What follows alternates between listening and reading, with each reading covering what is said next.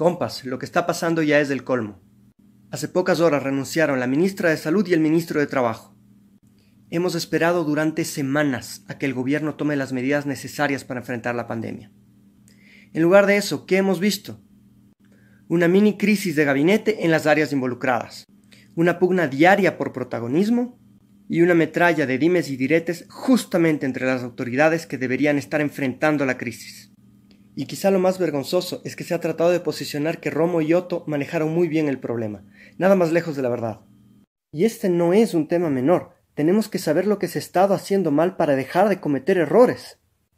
Permítanme entonces empezar señalando lo obvio. En una pandemia, el número de casos detectados es un subconjunto del total de contagiados.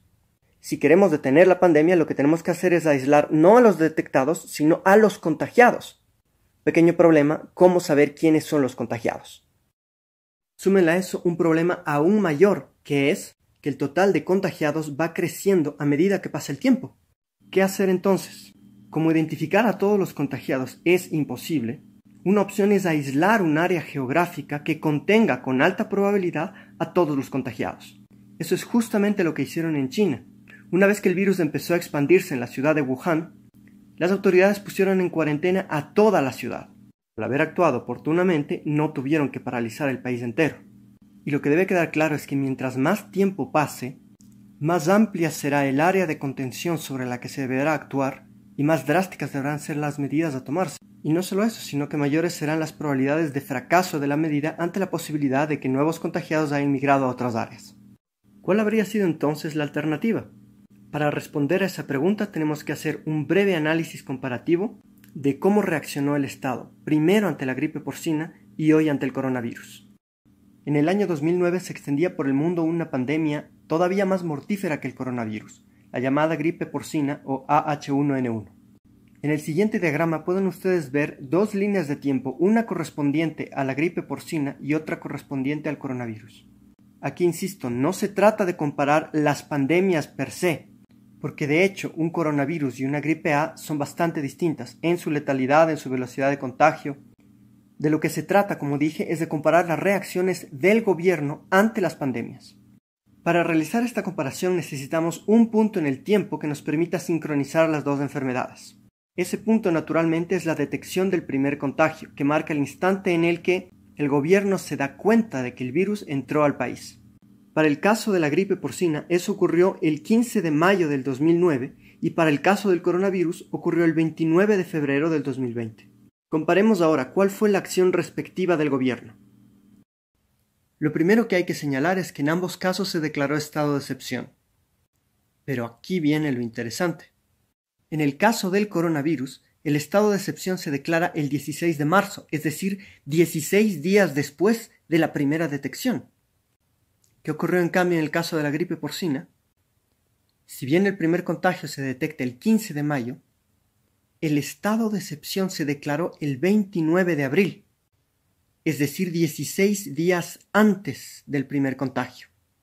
Y puede que a primera vista no parezca mucho, pero ante un fenómeno como una pandemia que tiene un crecimiento exponencial, hablar de 16 días antes versus 16 días después de la primera detección es hablar de 32 días, durante los cuales la enfermedad fluyó libremente por el territorio nacional.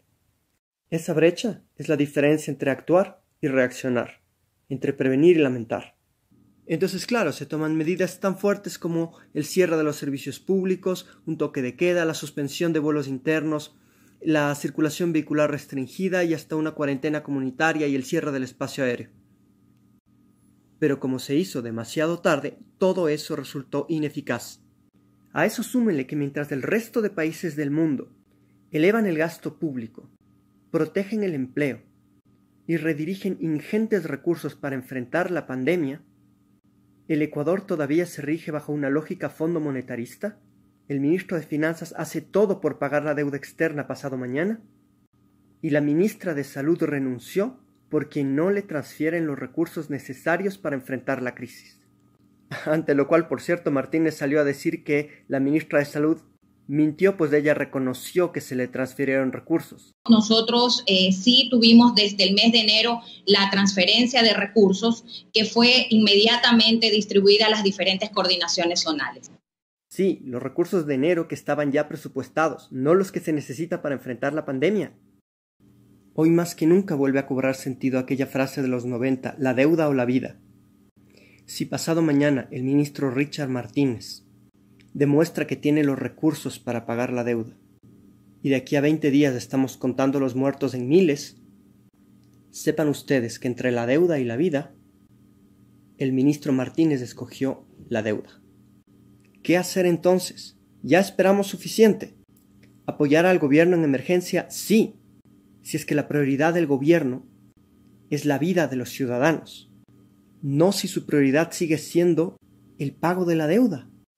Exijamos al gobierno dar marcha atrás en su política económica, blindar la dolarización, bloquear la salida de divisas, permitir que el Banco Central financie la guerra contra la pandemia, proteger el empleo y la supervivencia de los más vulnerables.